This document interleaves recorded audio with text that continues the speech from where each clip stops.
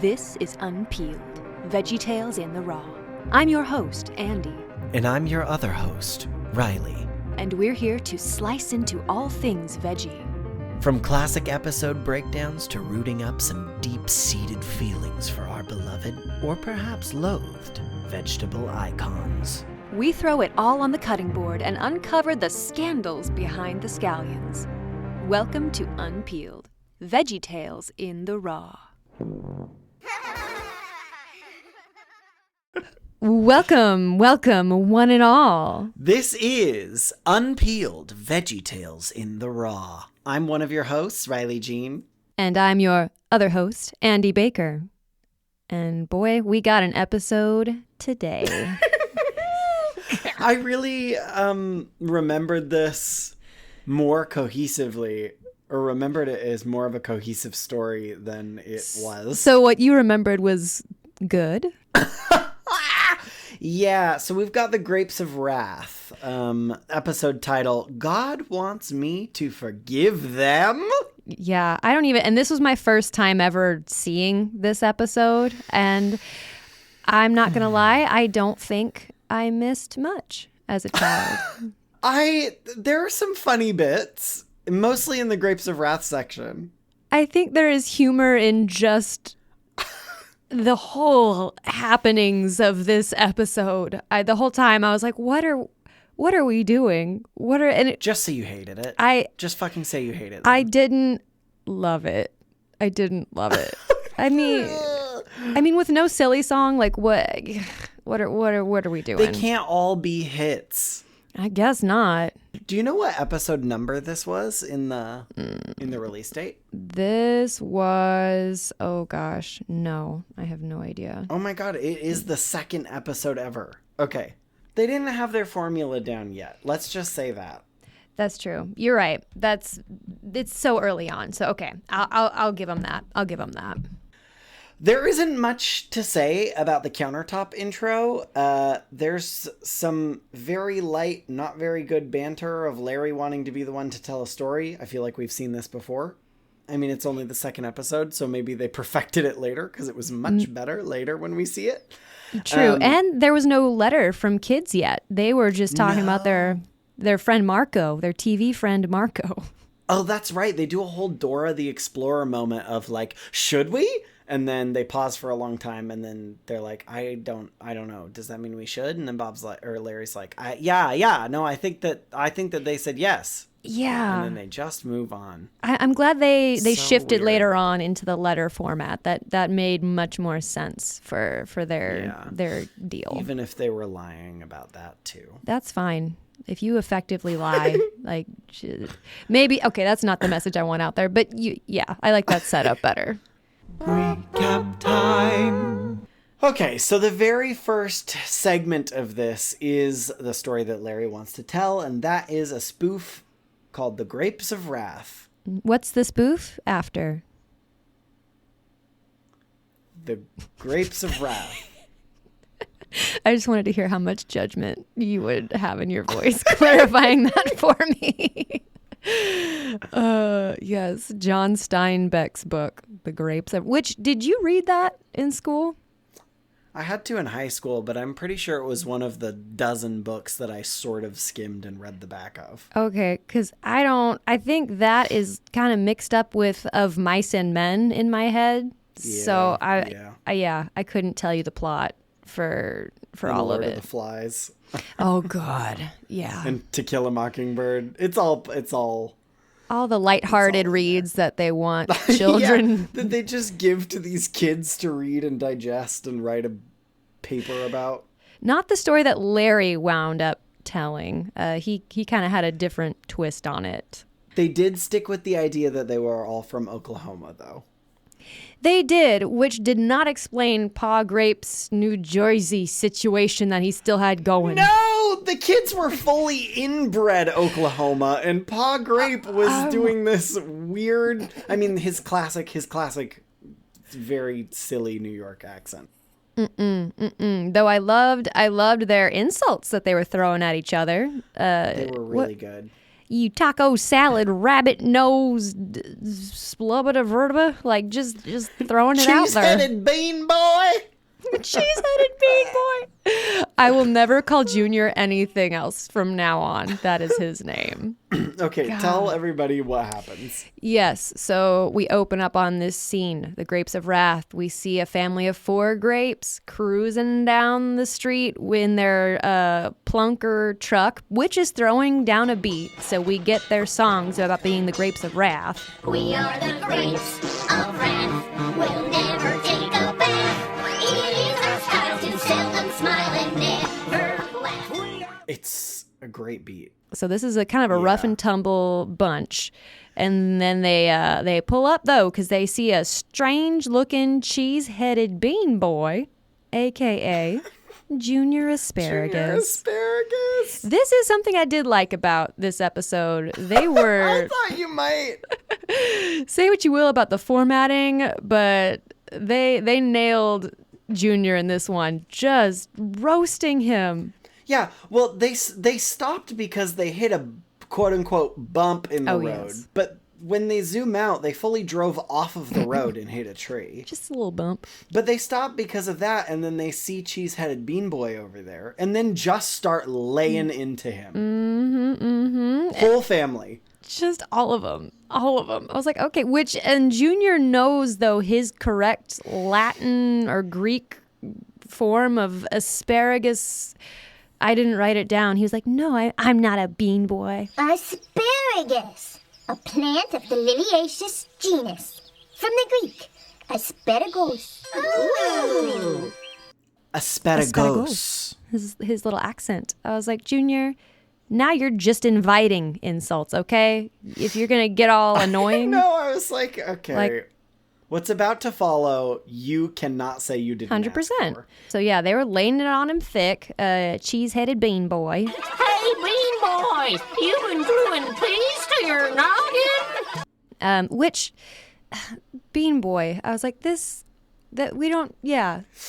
It was very close to some other actual slurs and problematic things to call your neighbors. We were drifting. I'm glad it was a frowned upon thing. Mike the mediator. But the problem is that they're so funny, the grapes, that I didn't care that they were assholes and serial liars. I was like, they're so funny and they're insulting Junior. So I feel like they should win.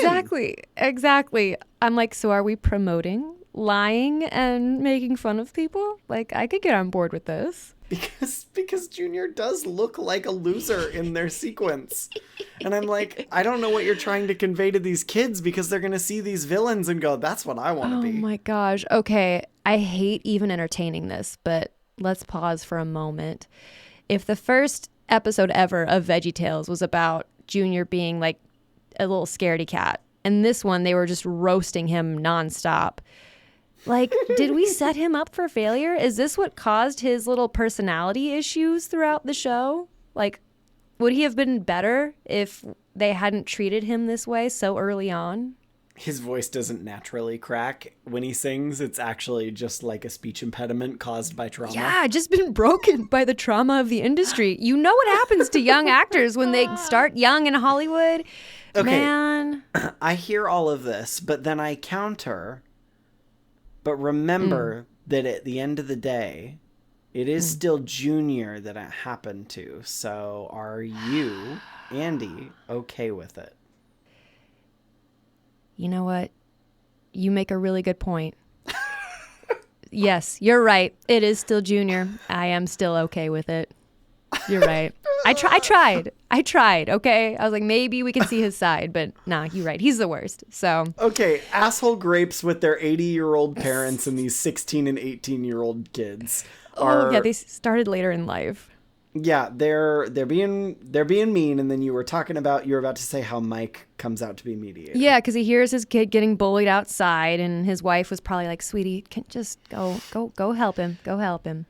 So Mike goes out there and he explains to these grapes, how being mean to someone, is not okay, and how that's just not a thing you do. How we treat each other, and so He says they need to apologize, and they apologize. Yeah, but he doesn't really give them a good reason, because he says, and God doesn't like it when you do that either, because it makes him sad.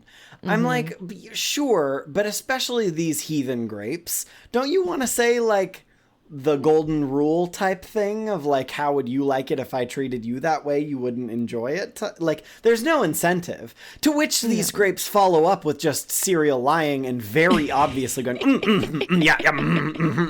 and then Mike fully takes that and is like, oh, okay, good, and then goes back inside. Yes, and then of course when he's like, all right, Junior, and he goes away, the grapes immediately jump on that, and they're like, Junior, that's a stupid name, and they start making fun of him. And Junior loses his shit for a little bit. Like, you see the rage fill his eyes. And I was like, whoa, okay, okay. But then how does Karma immediately treat him? He starts a charging. He starts a walking forward and steps on a hoe.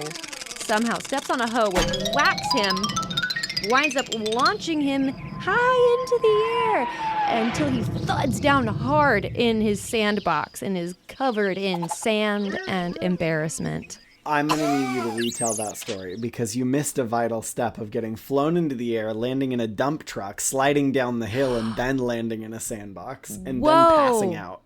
I missed the dump truck part. I was laughing You so zoned out hard. because you were like, thank God. After he got whacked with the hoe and got launched, I was just blacked keeled over. I was like, yes. Oh my gosh. But yeah, also in this whole situation, we keep cutting back to the countertop as Larry is narrating this story. Like, because Mike again tells Junior, okay, you need to forgive them, though. You need to forgive them again, even though they're being the worst. And Mike makes them apologize again, which it's like, okay, we're just going to lie again. But yeah, Junior was like, I have to forgive them again. And we do a brief math lesson about how many times we need to forgive people. Because again, we cut back to the counter and they ask Qwerty. They involve Qwerty. They're like, how many Don't times? invite Qwerty in. She's going to interrupt anyway. Well, it was too early to tell, okay? This was too early second on. episode. And so Qwerty was like, oh, okay. So she pulls up that verse when Jesus is like, okay, you forgive people not 7 times, but 70 times 7 times. And we take about 20 minutes to do the math on that. But And what I want to say is that this is one of the Bible lessons I have a serious grape with. Did you like that? oh God. Yeah. Grape. I heard you. I heard you. Boundaries! Don't just aimlessly forgive someone 490 times. That's, well, yes. Yes. Do they need to simplify for kids? Absolutely. And if you simplify for kids that anytime somebody does something wrong to you, you just say, I forgive you. And then we've learned in this episode that they turn around and keep doing it to you, but you keep forgiving them and nothing changes. Even in the end, they're like, oh, we're different now and we're going to go spread love to everyone. They don't show any of that. And I'm fully convinced that they just leave and go harass someone else. Hopefully not. The tone seemed a little different because math, the But power why? of math. They didn't learn anything. They learned how to multiply. And once you learn arithmetic, you become a better person. Yeah, they became the grapes of math. But yeah, I get what you're saying, because you want to forgive people, even if they're not sorry for what they did. Forgiving people, letting them go for your own sake, so you don't hold on to that garbage. Like, forgiveness is important. But that being said, you can forgive someone and set up a boundary. Like, 100% on that same page. You're not everyone you forgive in life is going to be someone who stays in your life. So that is important to clarify. Forgive, but don't keep inviting any sort of like abuse or like, some sort of repetitive unhealthy behavior. Yeah. But yeah, that was literally the whole story, the whole Grapes of Wrath story. It was the ending was so unsatisfying. Yeah, there wasn't a strong beginning, middle, and end, or button, or rising action, or moral, or No. Character development, or No. there wasn't much of anything going on. But I did like them calling him a cheese-headed bean boy. And if that's all we got out of it, I think it was worth it. And then we launch in no silly songs. We launch into this weird carnival of a show. It was terrifying. Like when it opens up and the skeezy scallion has guy liner on top and bottom. I loved that. And is wearing a creepy little carny outfit, and the background looks like we're at a creepy fair but in someone's basement. I was like, I feel like I've just walked into Cabaret's a Kit Kat Club and I won't be leaving through the doors that I came in. Oh, yeah. Because his accent, too. I was like, what are we? He was like, the Forgive-O-Matic is so... Yes, sir. The new Rom-Co Forgive-O-Matic slices, dices, and purees your sins away. Like, it was German for a minute, but then it went British on me. I was like... Sort of French at one time. Sort of French. I was like, who is this? And also it was a really long bit for very little payoff. He just says, like, we have a Forgive-O-Matic. Remember when you broke stuff that was your mom's? Well, with this Forgive-O-Matic, she forgives you. And then they list 6 other ways in which that's possible. And then Junior comes out and says, Actually, you don't need that. You just need God. and then he says, oh, just that? And then he says, yeah! And then a knife falls from the back ceiling. Yeah, because they're trying to upsell then by adding a knife set to it. It was very paid programming, like late night commercial vibes in this segment. Yeah, I'm glad that they wound up going with the silly songs. Silly songs were the way to do it. And then we went in to an interesting, not a story that was fictional, but to a real life thing that happened To Bob and Larry. whatever life they led before this. Yeah, their weird other Well, it all happened one summer while Larry and I were running a tour boat service. couples sailing life when they owned a boat and would take people on tours. It was just one weird thing after another. They talk about how they used to own a boat together and they would take people on tours, and there were these 3 people that they took with them, and then they're like, oh yeah, but what about that other person and that other person? And then they're like, oh yeah, but they Yeah, a didn't few come. Gilligans Island references. Yeah, I know, but I'm just like, this is...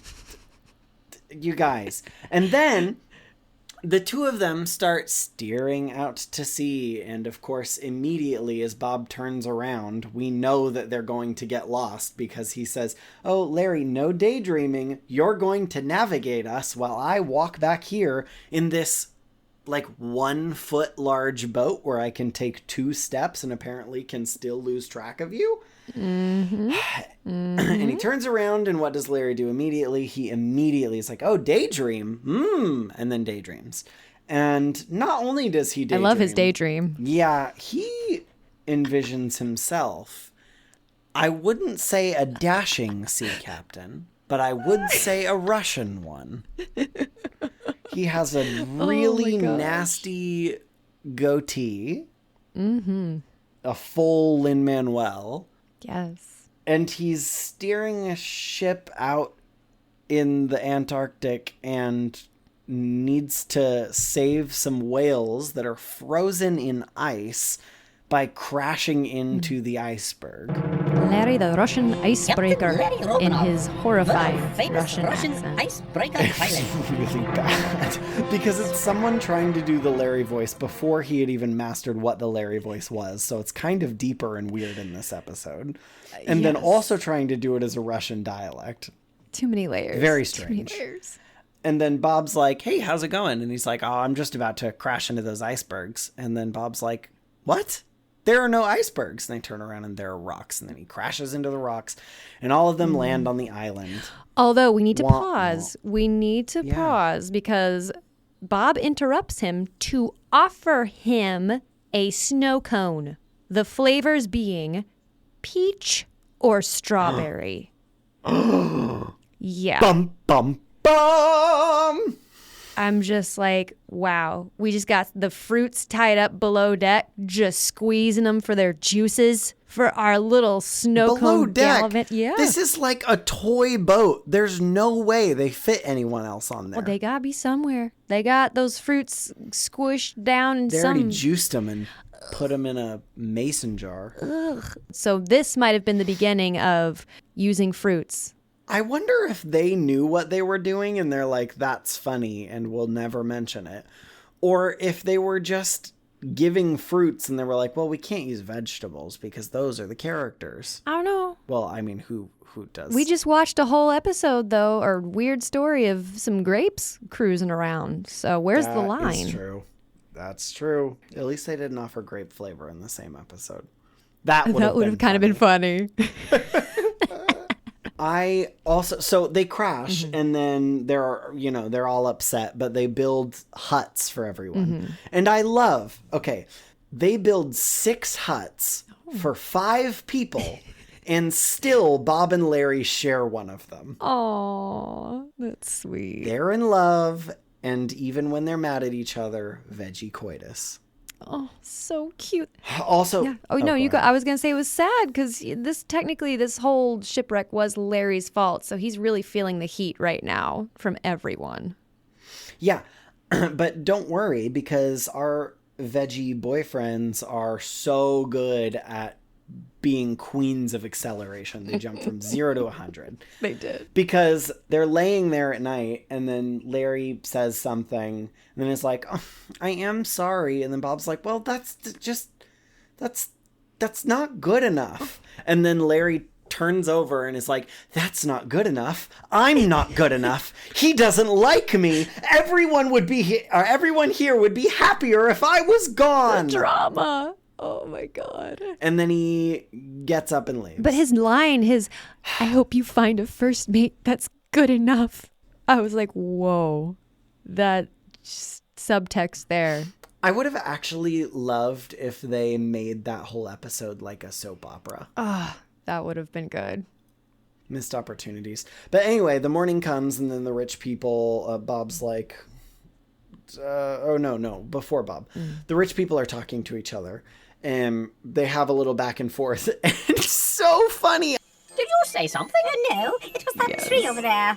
Really? Well, what did it say? I believe it's looking for Larry. Who's Larry? Oh, you remember. He's the top who smashed the boat. Oh, and ruined our vacation? That's the one. Oh. Well, I hope that tree gets him. Serves him right. Here. Served him right. Oh my God. And then the professor arrives. Oh, yes, there's a professor. Professor Mike. And he has a catapult. And he's like, I've got it. I've made this catapult, and this is how we can get off the island. Here, I'll show you how it works. Puts a coconut, important, puts a coconut into the little launcher, and then launches it up, and it hits Bob, who's standing on top of a coconut tree looking for Larry, and knocks Bob off. Bob smashes through the house. He's fine, obviously. And then the rich people are like, you broke my house. And they all get mad at each other. But then Mike's like, I really didn't mean to. Will you forgive me? And Bob's like, of course, I know you didn't mean to. I forgive you. I didn't mean to smash your house. Will you forgive me? And then the rich people are like, we all make mistakes. It's okay. Bob's mistake was getting hit in the head by a coconut and plummeting 30 feet. Get together, Bob. My God. Bitches. But then they start looking for Larry because they realize their lesson and they're like, oh, that's probably how Larry felt. And now that's why he's gone. So Bob starts running through the forest and he's like, Larry, Larry. And then he goes, Larry, Larry, Larry, Larry, Larry, Larry, Larry, Larry. And he calls him little buddy, which I feel like we're backpedaling because it felt like a very romantically charged situation when Larry was sneaking out of their little hut saying, I hope you find a first mate that's good enough. And now we're dropping down to little buddy. I'm just like, Bob, don't pretend. You've never seen a daddy and a twink then. Oh my, they use little buddy though? Yeah. Yeah. A bear? Absolutely. Little buddy. We'll call anybody little buddy. I see. But no worries because they see Larry, who's only made it, 4 feet offshore in a raft. Of course. And even though he's only 4 feet offshore in a raft, they yell out to him. He can hear them perfectly fine. But he yells back and it's just... and then they're like, what? We can't hear you. And then he turns the boat around by blowing in the sail. He blows himself back. And that's the way to Bob's heart. Get it? Yeah. You Yep. gotta, No, I got you it. gotta blow yourself back into the relationship. Gotta blow yourself back. One blow at a time. And then they say something about everybody makes mistakes. A coconut tree jumps out alive, fully sentient, and he's Nigerian, I suppose. Or Jamaican was the vibe too. I think it was kind of a mix. Okay, yeah. And I really hope that it wasn't some white guy doing it. You know it probably was. We can look up the cast. And then he starts singing a song, and his coconuts that are still attached to him sing along. And so we learned that even trees and coconuts have sentience in this strange world. And we have been murdering them. And not only that, but right after, Mike appears, Professor Mike, and he's in a helicopter that he says, I made it entirely out of coconuts and bamboo. Yeah, I mean, you know why Mike has so much time to do all of this? Because he's the fifth wheel on this weird excursion. There's the rich asparagus couple, and then Bob and Larry, and Mike is just sitting there all night going, well... Murdering trees and harvesting their children in order to make scientific experiments. As one does when they have fifth-wheeled for too long. You know? They go to the extremes. And that's the whole story, and then it ends. Just a fever dream. Just this weird...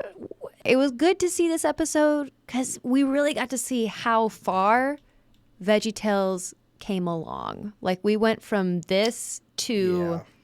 the Jonah movie, the bunny song. Yeah. The hair. Oh my. We traveled. Yeah. And even their next episode, episode 3, really feels like their pilot because it not only experiments with a bunch of stuff, but it also nails a bunch of their formulas. And from then on, they just sort of soar. There are a couple of fun remarks on the Veggie Tales wiki page that I feel like are really hilarious that they felt they needed to write them down. Let's do it.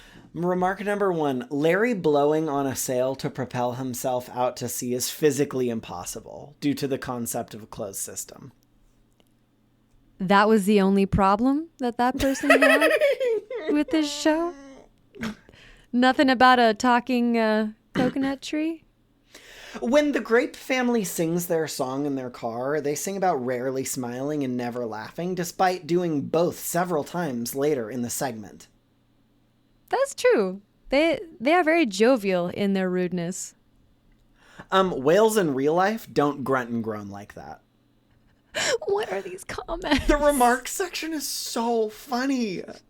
Oh, some versions of the Bible. This one's kind of interesting. Some versions of the Bible have Matthew 18:22 actually saying 77 times rather than 70 times 7. Oh. So you only got to forgive 77 times, which is a whole lot easier than 490. Well, then I've clocked out then.